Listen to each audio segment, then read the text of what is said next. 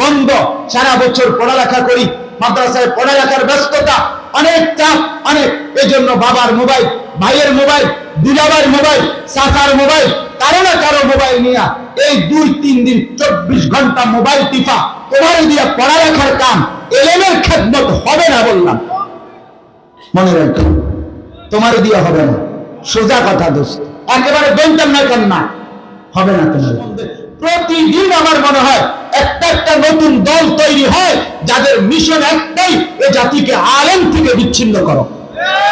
প্রতিদিন প্রতিদিন প্রতিদিন দাওয়াত ও তাবলীগের এই মহান কাফেলাকে বিচ্ছিন্নের এক গ্রুপ বানাইছে। কেন? শুধু বিচ্ছিন্ন মাকসাদ না, মাকসাদ একটাই, উলামায়ে কেরাম থেকে এ জাতিকে বিচ্ছিন্ন করা। এটা হলো কি বলেন? শুকর। চোখ তার দেওয়া নিয়ামত। তো এখন এই চোখের শুকর কি?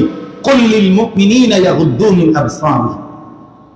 আল্লাহ তাআলা বলেন, বন্ধু বলে দেন মুমিন পুরুষদেরকে, তারা যেন তাদের চোখ ভিন নারী থেকে নামায়, ভিন নারী থেকে নাই।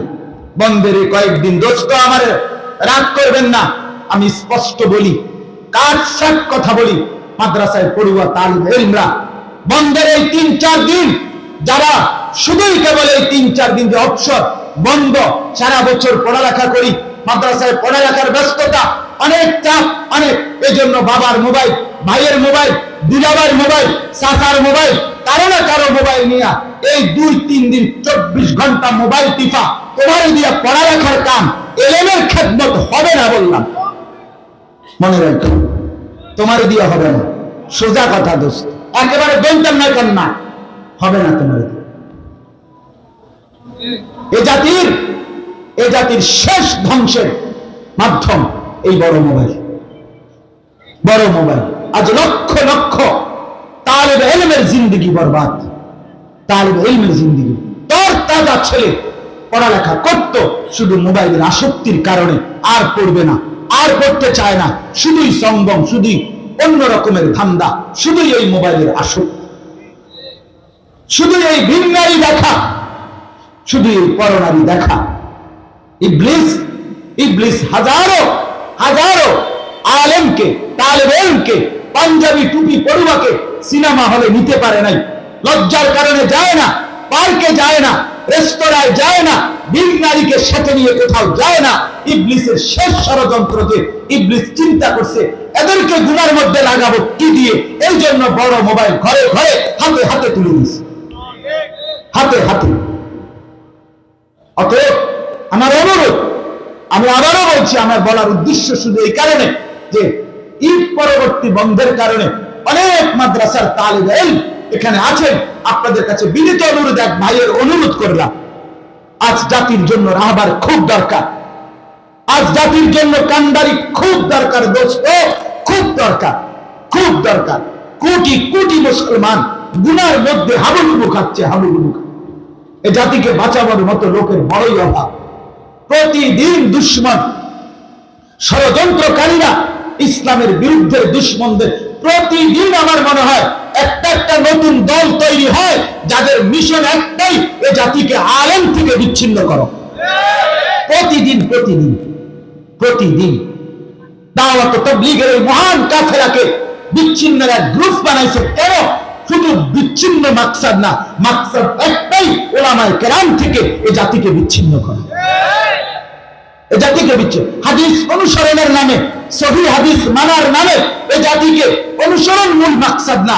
এ জাতির লক্ষ লক্ষ স্থানীয় দেশীয় লক্ষ আলেম ওলামাদেরকে, জাতিকে আলাদা করা, বিচ্ছিন্ন করা, এটাই হলো সহিহ হাদিস অনুসরণের নামে মূল এজেন্ডা। আর কিছু না, অন্য কোনো কিছু না, অন্য কোনো কিছু না। শুধুই মাত্র বিদআতের মধ্যে ডুবায় রাইখা অসংখ্য মানুষ হক্কানি ওলামায়ে কেরাম থেকে জাতিকে বিচ্ছিন্ন করে দিচ্ছে।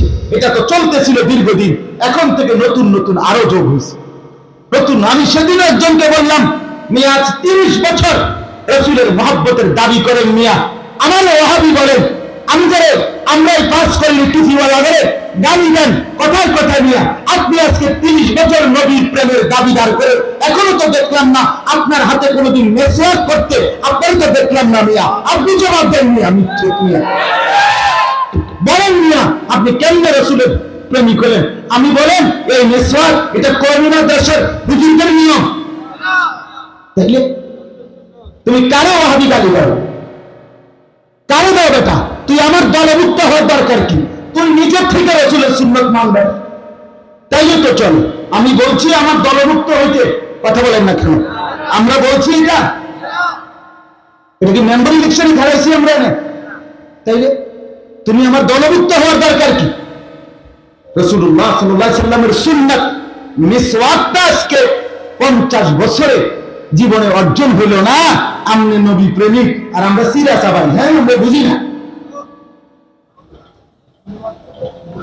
আজকে 50 বছরের ভিতরে ঘরের মধ্যে দস্তরখান বিছায়া খানা খাওয়ার অভ্যাসটা করতে পারলেন না। আমনে রাসূল প্রেমিক, আমরা বুঝি না।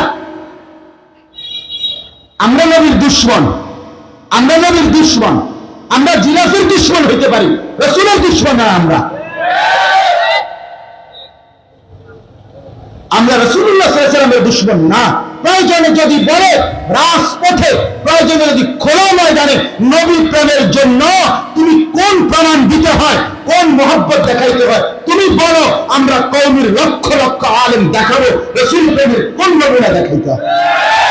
তুমি বলো কি করতে হবে, বলো নবীর প্রেমে কি করতে হবে কও।